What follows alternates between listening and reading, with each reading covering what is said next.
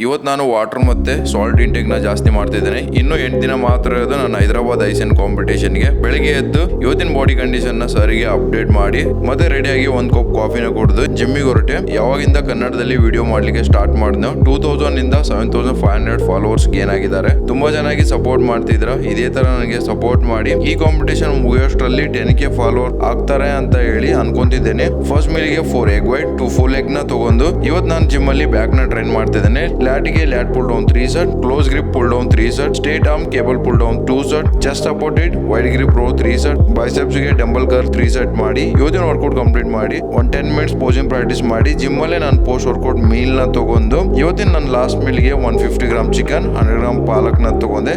ಇವತ್ತು evening duty ಮುಗಿಸಿ ರೂಮಿಗೆ ಹೋಗೋಷ್ಟರಲ್ಲಿ 11:50 ಆಗಿತ್ತು. ಮತ್ತೆ ರೂಮಿಗೆ ಹೋಗಿ ನಾನು ನಮ್ಮ ತಮ್ಮ ಸೇರಿ ಇವತ್ತಿನ ಕಾರ್ಡಿಯೋ ಕಂಪ್ಲೀಟ್ ಮಾಡುವಷ್ಟರಲ್ಲಿ 12:40 ಆಗಿತ್ತು. ಮತ್ತೆ ರೂಮಿಗೆ ಬಂದು ಇವತ್ತಿನ ವಾಟರ್ ಇಂಟೇಕ್ ನ ಕಂಪ್ಲೀಟ್ ಮಾಡಿದೆ.